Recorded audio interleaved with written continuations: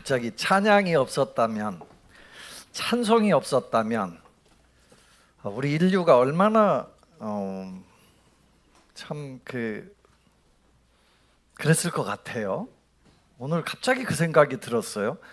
기독교 하나님을 믿는 사람들이 하나님 앞에 이 목소리를 갖고 찬양하기 시작했단 말이에요. 예배 시간에 만약에 찬양이 없이 1시간 동안 혹은 2시간 동안 계속 서로 이렇게 막 얼굴에 인상만 쓰고 앉아 있다 그러면 얼마나 몸이 건조할까 그런 생각도 들고, 물론 다른 종교도 찬송을 이제 배워서 하긴 해요. 하는데 우리 하나님을 믿는 백성들이 하는 찬양만큼 그 기뻐 찬양하는 건 없죠. 여러분 삶에서 늘 찬양이 넘쳐나기를 바라고, 자기는 워낙 노래를 못해서 찬양을 안 합니다. 괜찮아요. 노래하고 찬양하고는 좀 다른 거예요. 찬양은 하나님 앞에 그냥 내게 주어진 목소리를 가지고 하는 거거든요. 조금 음치라도 괜찮아요. 다른 사람 안 듣고 하나님 듣게만 하면 되잖아요. 그렇게 찬양하는 입술들이 되기를 축복하고, 오늘도 하나님께서 예배의 자리에 나오신 여러분들 모두에게 은혜와 평강을 내려주시기를 축원합니다.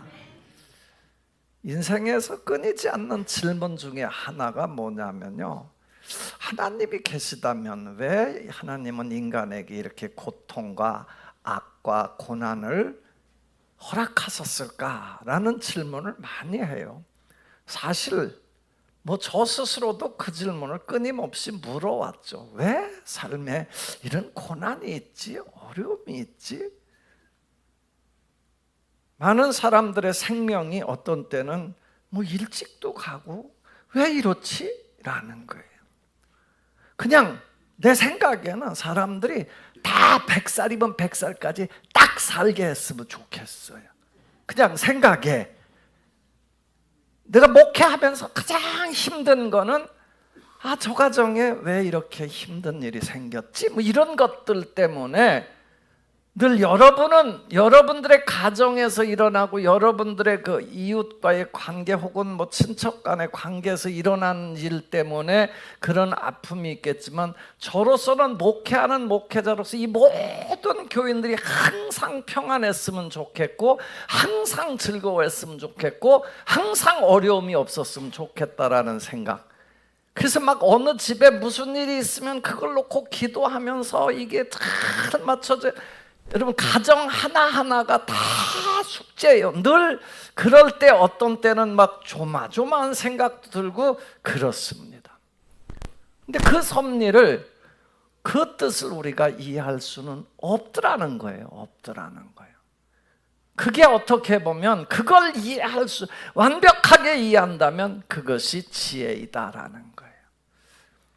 구약 성경에 보면 창세기에 요셉이라는 사람이 나와요. 여러분, 요셉을 처음 들은 사람도 있겠습니다만, 아무튼 요셉은 12 형제 중에서 굉장히 어려서 이쁨 받고 자랐어요. 아버지가 특별히 이뻐했던 그런 아들이에요.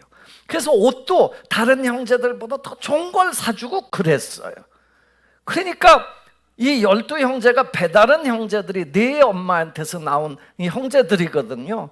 저게 미운 거예요. 저 요셉 저 자식만 왜 이쁘냐 이거야. 왜 저 자식만 사랑받냐라는 거야. 그래갖고 미워하잖아요. 근데 그 미워하는 정도를 넘어서서 얘를 아예 그냥 없애버리려고 그러는 거예요. 갔다가 구덩이에 빠쳐버려요. 들에 양치로 나갔다가 형제들이 다 연합해갖고 빠져나오지 못할 구덩이에 빠쳤어요. 그러다가 그거 유다라는 형제가 그래도 좀 심한 것 같아. 그래도 생명은 살려놔야 되지. 우리가 살인까지 하면 되겠어? 그래갖고 건져가지고 상인한테 팔아버렸어요. 이게 간땡이들도 보지. 아무튼 그 형제를 하나를 팔아버린다고요. 여러분, 그래서 끝도 없는 나락으로 떨어져요. 남의 나라 포로로 잡혀가지고 가서 종살이를 해야 돼요. 여러분, 그동안 요셉은 어떤 생각을 하면서 살았을까요? 별의별 생각이 다 들었을 거예요. 하나님, 왜 나예요? 내가 뭘 그렇게 잘못했어요? 조금 시건방을 떨긴 했지만 그게 이렇게 남의 나라 노예까지 될 그럴 입장이에요 라고 하면서 항변도 엄청 했을 거라고. 근데 답이 없어. 답이 안 나오는 거야. 그런데 요셉이요, 아무튼 그 상황에서도 뭐 감옥에 갇혀가면서도 놓치지 않는 게 하나 있었어요. 신앙이죠. 그걸 붙잡고 살아요. 나중에 어떻게 돼요? 그가 애굽의 총리가 돼요. 그렇게 훈련받고 아무튼 그렇게 다듬어져가지고 고난이 그의 삶에서는 어떤 역할을 했어요? 야, 그게 없었다고 그러면 그가 애굽의 총리 꿈도 못 꿔요. 그리고 늘 잘난 척만 하면서 살았을 거예요. 아유, 저거 형들 저것들은 공부도 못하고 아이고 저 무식해갖고 이런 생각하고 살았을 거라고요. 그런데 나중에 그는 애굽의 총리가 돼서 민족을 살리는 그런 역사, 그의 가문 전체를 살리는 역사에 쓰임받게 됩니다. 그의 삶을 돌아보면서 그는 그런 얘기를 해요. 야, 나를 여기까지 이렇게 보낸 게 형들 같으지만 아니더라. 하나님이 나를 미리미리 준비시키려고 이렇게 보냈더라. 여러분, 그게 고난당할 때, 그가 종살이할 때, 감옥에 갇혔을 때 들법한 생각입니까? 그런데 그는 늘 하나님을 놓치지 않고 살아요. 오늘 성경 말씀은 욥기예요. 욥기는 42장까지 있는데 꽤 긴 얘기예요. 그리고 욥기는 앞장 한 2장만 읽고 마지막 가서 한 2장만 읽으면 시작과 결론을 다 알 수 있어요. 근데 아무튼 좀 지루해. 중간중간에 지루해요. 근데 욥에 대한 그 이야기를 시작하면서 뭐부터 시작하냐면, 욥이라는 사람은 아주 정직하고 아주 부자고 아주 올바르게 살고 늘 바르게 사는 사람이요. 그런데 사탄이 어느 날 하나님한테 와서 따져. 뭐 쟤만 저렇게 축복해주고, 쟤는 그러니까 잘 사는 거 아니냐, 그러니까 하나님도 잘 믿는 척하는 거 아니냐라고 얘기를 해요. 그러면 만약에 제가 뭐 돈도 없고 가난해 봐라, 하나님 믿겠습니까? 그러니까 하나님이 화가 나가지고 그래, 그러면 한번 해봐. 그 어느 날 쫄딱 망해. 정말 그렇게 망해도 어저께까지 그렇게 떵떵거리면서 막 잔치하고요, 생일 파티를 얼마나 거창하게 했는지 몰라. 거창하게 하다가 그 거창하게 하고 나면 항상 또 하나님 앞에 예배하고 그랬어요. 근데 어느 날 갑자기 그 재산이 다 날라가. 쫄딱 망했어. 그랬더니 그래도 주신 이도 하나님이고 취하신 이도 하나님인데 하나님 찬송하면서 살아야지 그러는 거예요. 그러니까 또 사탄이 그래요. 에이, 그게 그래도 지 몸이라도 건강하니까 하는 얘기지, 없어도 지 몸뚱어리 하나 건강하면 사는 거야, 다 이런 식으로 얘기를 하는 거예요. 그러니까 하나님께서 그래?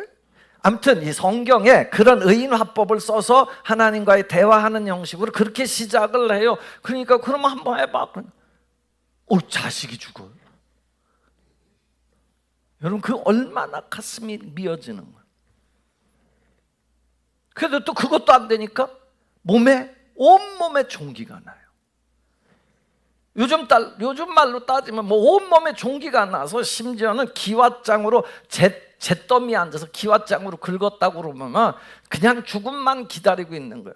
그래서 그 중간에 막 별 얘기가 다 나오죠. 아무튼 욥의 삶에 이 고난 아무튼 쫄딱 망했을 뿐만 아니라 인생으로 보면 정말 최악으로 내려간 거예요. 어떻게 해야 되나? 근데 그때 누가 오냐면 아주 똑똑한 친구들이 와요. 한 서너 명이 나와요. 엘리바스, 빌닷, 소발, 엘리후, 이 4명이 와가지고 논쟁하는 거예요. 처음에는 한 일주일 동안 그냥 옆에서 지켜봐요. 지켜보다가 그한테 그래요. 야, 욥, 넌 막 그동안 잘 산다고 떠들었지만 우리가 모르긴 모르지만 너 분명히 죄를 져서 하나님이 너 벌 준 거요. 너 그 큰 죄가 있으니까 그렇게 벌 받는 거지, 그렇지 않으면 네가 그런 어려움을 당하겠어?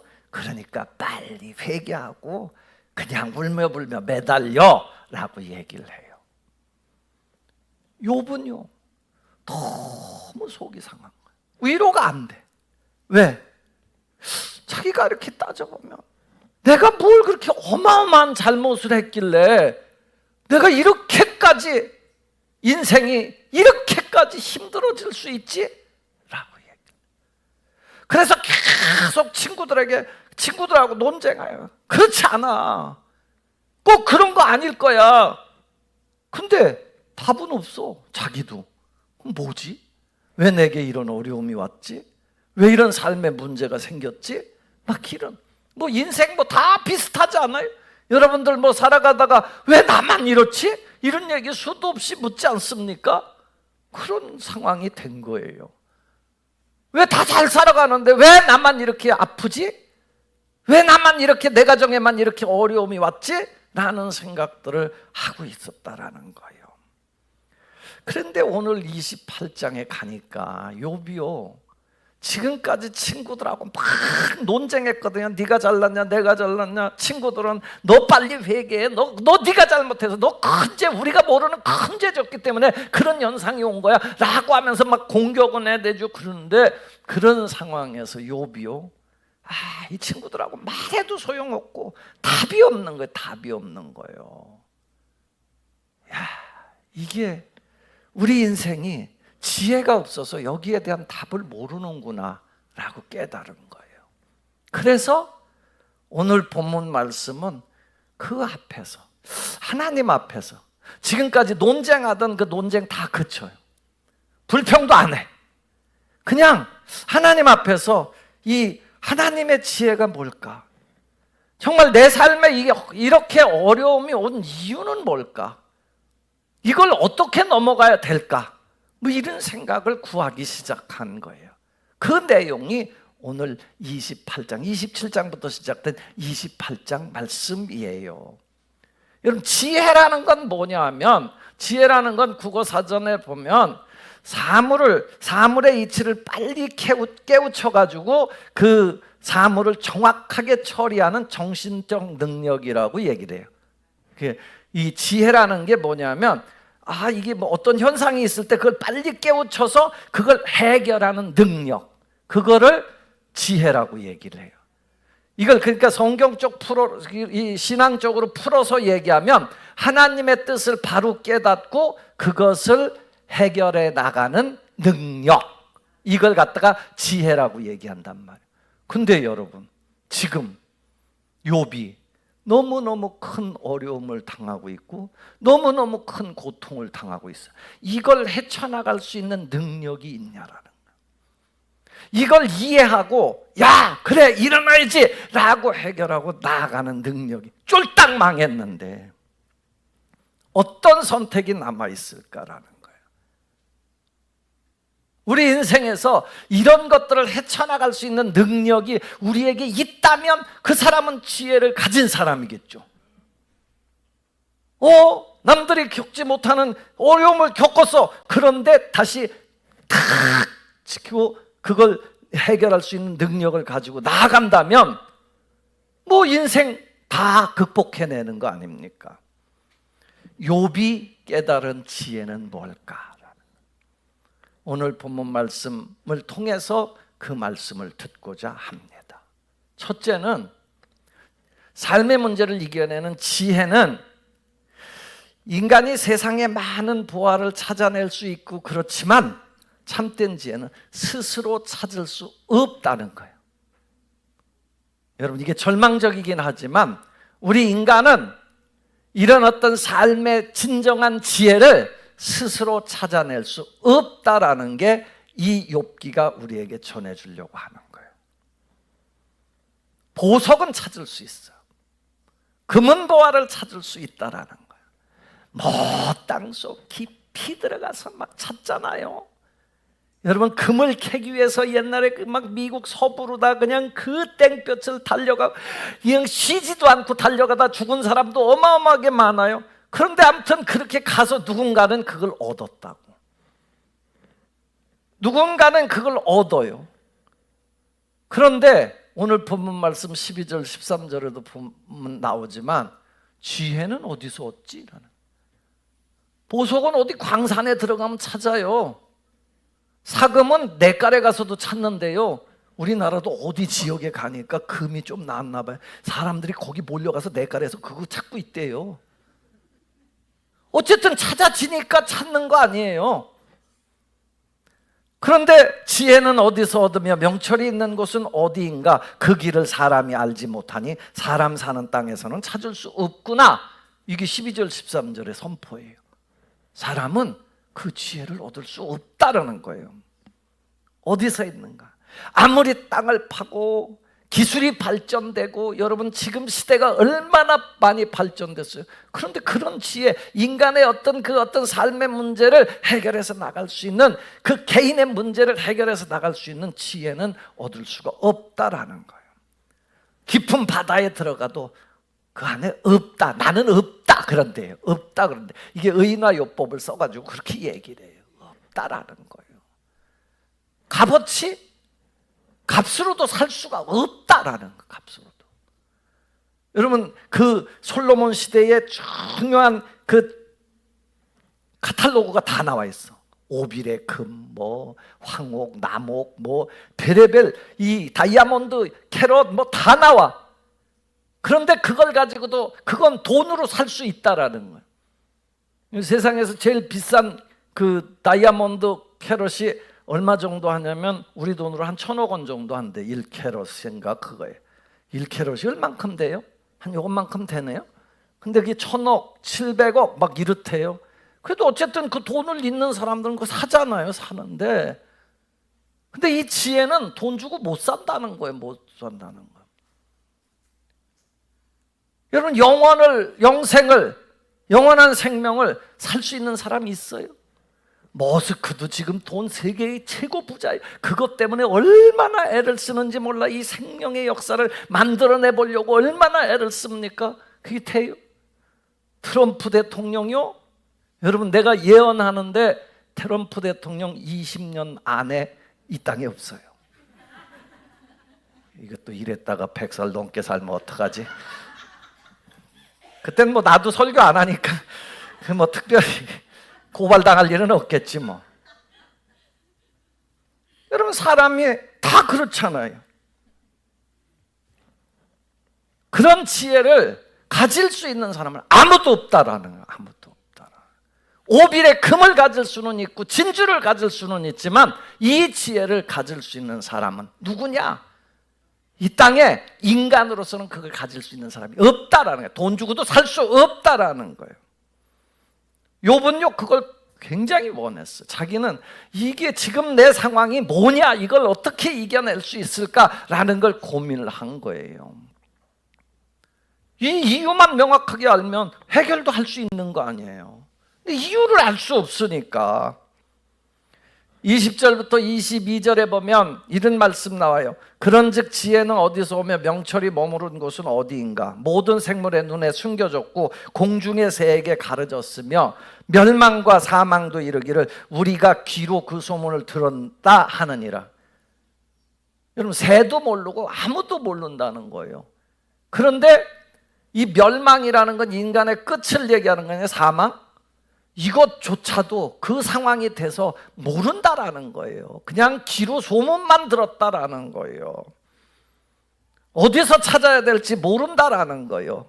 그러면서 오늘 성경 말씀이 우리에게 그 답을 가르쳐 주는 거예요. 그래서 욥기 이 28장에서 말씀하려고 하는 건 뭐냐? 모든 참된 지혜의 근원은 하나님께만 있다. 그 얘기를 하려고 하는 거예요.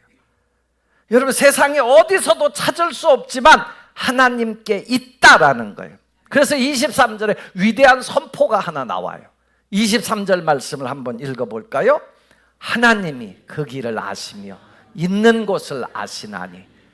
23절 하나님이 그 길을 아시며 있는 곳을 아시나니. 그 다음 절에 보면 이는 그가 땅끝까지 감찰하시며 온 천하를 살피시며 그래요. 하나님은 아신다. 우리 인생은 모르지만 하나님은 아신다.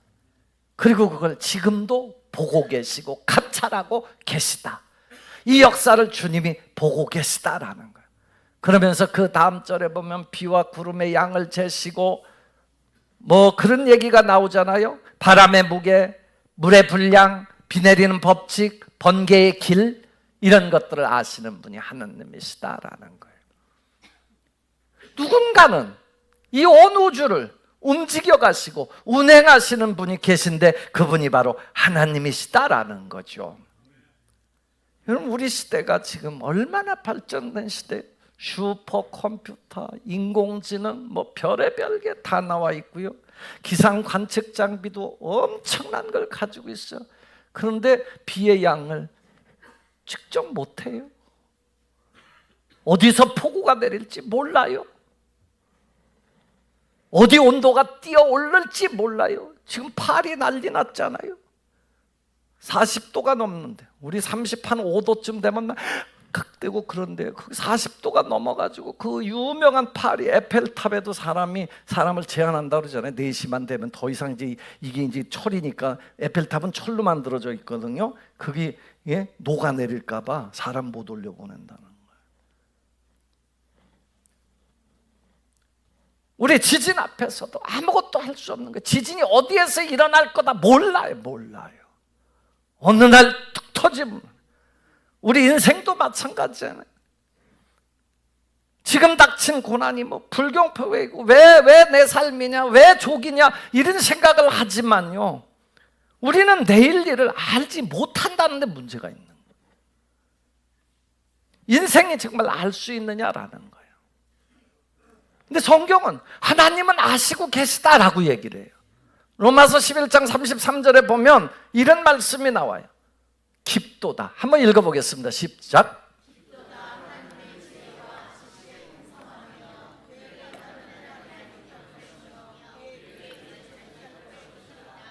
아멘. 하나님의 지혜와 지식에 풍요하며 그의 판단은 헤아리지 못한다. 성경은 늘 그렇게 얘기를 해요. 우리 인생이 하나님의 길을 모른다라는, 내일 일 모른다라는, 내일 일 아시는 분 손 들어봐요. 내가 그분만 찾아가서 맨날 물어볼 거예요. 그럼 내일 일을 알 수 있는 사람 아무도 없어요. 가끔 점쟁이를 찾아가서 여러분들이 물어봐요.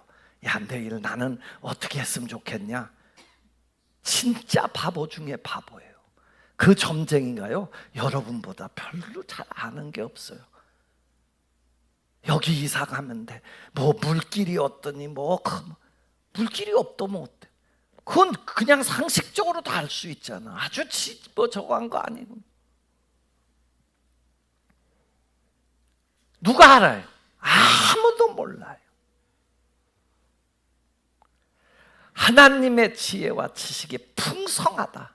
그래서 오늘 말씀의 결론처럼 세 번째 들을 말씀이 이건데요, 욥이 삶의 인생의 문제를 넘어갈 수 있고 이겨낼 수 있는 방법이 뭐냐라는 걸 성경이 가르쳐 주는 거예요. 이게 제가 가르쳐 주는 게 아니고 하나님의 말씀인 성경이 가르쳐 주는 말씀을 듣기를 원합니다. 28절 말씀을 함께 읽겠습니다. 28절입니다. 함께 읽습니다. 시작.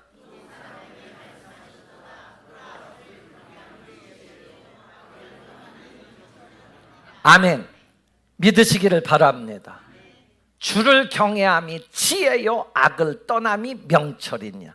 명철은 분별력이에요. 판단력이에요. 주를 경외함이 지혜라는 거예요. 주를 경외함이라는 거는 두려워하면서 존중하는 걸 얘기하거든요. 그러면 주를 경외한다라는 게 벌벌벌벌 떤다라는 의미만 가지는 건 아니에요. 하나님이 계심을 인정하고 그분을 존중하고 그분을 최고로 알고 삶에서 하나님이 계시구나라고 인정하고 사는 것, 그것이 지혜라는 거예요. 그것이 지혜라는 거예요. 판단력, 분별력은 악에서부터 떠나는 거라는 거예요. 여러분, 앞에 서두에서도 말씀드렸습니다만 사람의 문제를 누가 다 헤아릴 수 있냐라는 거예요. 어떤 분은 일찍 떠나. 왜 일찍 떠냐라는 거예요. 난 막 가슴이 막 절절매질 때가 있어요. 인생의 문제를 어떻게 해결할 수 있냐라는 거예요. 욥의 친구들이 와서 그래요. 너 죄 졌으니까 그렇지. 그래요. 너 벌 받은 거야. 이 인과응보에 대한 생각 여기에 다 머물러 있단 말이에요. 쟤는 뭔가 벌을 받아서 그럴 거야 라는 얘기를, 그 시대의 지혜자들이라는 그 엘리바스나 뭐 소발이나 빌닷이나 다 그 얘기하는 거예요. 쟤는 뭔가 잘못돼서 그래, 이런 얘기를 하고 있는 거예요. 죄 지으면 벌 받고 회개하면 복 받는, 이 얘기는 뭐요? 여러분, 이 인과응보의 사상은 누구나 다 아는 세상적인 얘기예요. 그런데 욥이 깨달은 경외는 좀 달라요. 뭔지 아세요? 한번 들어보실래요? 하나님, 나는 왜 이런 고난이 내게 왔는지 정말 모르겠습니다. 끝내 이유를 모르겠습니다. 그러나 분명한 것, 하나님은 선하시며 하나님은 내 인생을 손에 쥐고 계심을 믿기에 나는 이 어둠 속에서도 하나님 한 분만 예배하고 사랑하겠습니다. 요게 욥이 깨달은 지혜예요. 지혜. 하나님, 난 잘 몰라요. 내일 일도 몰라요. 그런데 분명한 것은 하나님이 날 사랑하시고 내가 하나님의 자녀이고 하나님의 큰 뜻이 있음을 믿습니다. 이게 신앙이에요. 사람들이 다 물어봐요. 너 왜 믿는데 왜 그 모양이야? 아니, 그래도 나는 하나님을 믿습니다. 자칫요 신앙이요 주문이 되기가 쉬워. 주문 있잖아요. 그래서 사람들은 막 기도 100번 하면 다 해결될 거야, 이런 생각을 해요. 그 108번 절하면 네 소원 이루어져. 남녀호랑개교인가? 거기는 남녀호랑개교, 이걸 1000번 하면 소원이 성취된대요. 그렇게 가르쳐요. 매일 주기도문 100번 하면 너도 소원 이루어질 거야, 이런 얘기 하는 사람도 있잖아요. 여러분, 신앙은요 하나님과의 관계예요. 관계. 하나님을 믿는 거예요. 끝까지 신뢰하는 거라고요. 그래서 때로는 내 뜻이 아니더라도 하나님 뜻에 나를 맞추려고 하는 거라고요. 이게 바른 신앙이에요. 내 고집 꺾는 거예요. 하나님의 뜻이 있음을 믿는 거예요. 욥기 23장 10절에 보면 오직 그가 나의 가는 길을 아시나니 그가 나를 단련하신 후에는 내가 순금같이 나오리라. 이게 믿는 거예요. 로마서 8장 28절에 하나님이 사랑하는 사람 그 뜻대로 부르심을 입은 사람들에게는 모든 것이 합력하여 선을 이루느니라. 이거 받아들이는 거라고요. 명철이라는 게 악을 떠나는 거라고 그랬잖아요. 분별력, 악을 떠나야 돼요. 떠나야 되는 거예요. 그리고 하나님을 신뢰하는 거예요. 여러분, 악이 뭐예요? 육체의 소욕을 쫓아 사는 게 아니에요. 갈라디아서 5장에 보면 육체의 소욕은 분명하다라고 얘기해요. 음행, 더러운 것, 호색, 우상숭배, 주술, 원수 맺는 것, 당짓는 것, 분리하는 것, 이단, 술 취함, 방탕함, 이런 것들 떠나서 뭘 따라 사는 거예요? 하나님 뜻, 성령을 따라 사는 거예요. 하나님께 물으면서 사는 거예요. 내가 하나님 자녀로서 이게 바를까요? 자꾸 물어보는 거예요. 그게 경외죠. 하나님 경외하고 그게 지혜라는 거예요. 여러분, 솔로몬은 인생을 다 살았어, 다 누렸어. 그리고서 인생이 참 허무하더라 그 얘기를 해요. 그리고 마지막에 전도서 12장 13절에 가면 뭐라고 그래요? 전도서 12장 13절에 가면 일의 결국을 다 들었으니, 일의 결국을 다 들었으니 이제 뭐 하라고 그래요? 하나님을 경외하고 그의 명령들을 지킬지어다. 이것이 사람의 본분이니라 그래요. 여러분, 하나님을 하나님 경외라는 게 뭐라고 그랬어요? 하나님과의 관계라고 그랬잖아요. 관계. 그래서 우리는요, 뭘 구할 때 지혜를 구하는 게 아니라 하나님을 구해야 되는 거예요. 예수님을 구해야 되는 거예요. 친구들도 욥에게 하나님 경외를 얘기했어요. 경외하라는 거예요. 그런데 어떤 경외예요? 무서워서 벌벌 떠니까 너 빨리 회개하고 돌이키면은 하나님이 너 그래서 벌 받은 거니까 돌이켜라라고 얘기하지만, 욥이 깨달은 경외는 하나님과 하나님이 아버지시니까 하나님을 믿고 나아가겠다라는 거예요. 당시로서 자기 삶의 형편으로는 절대로 하나님의 뜻을 이해할 수 없지만, 하나님이 없는 중에도 나는 하나님을 믿습니다. 난 고난을 이해할 수 없지만 하나님 놓치지 않겠습니다. 하나님의 선한 뜻이 있을 줄로 믿습니다. 하나님이 내 삶을 이끄시는 걸 믿습니다. 내가 이게 지금 고난을 당하고 있지만 고난보다 크신 분이 하나님임을 믿습니다. 이 모든 것을 주관하시는 분이 하나님 손 안에 있음을 믿습니다. 하나님이 합력하여 선을 이룰 것을 믿습니다. 많은 사람들이 그렇게 고난이 오면 피해버리고 도피해버립니다. 도피합니다. 도망갑니다.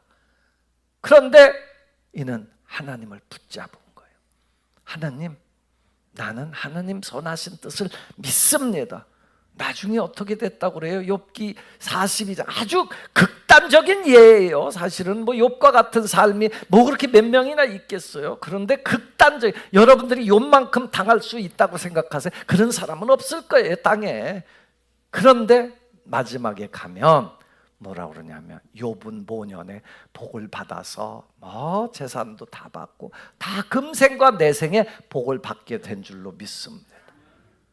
요셉이 그 고난 속에서 하나님을 부여잡고 살았을 때 하나님께서 요셉의 삶을 그렇게 총리로 만들어내시고 더 다듬고 더 훌륭한 삶으로 만드신 줄로 믿습니다.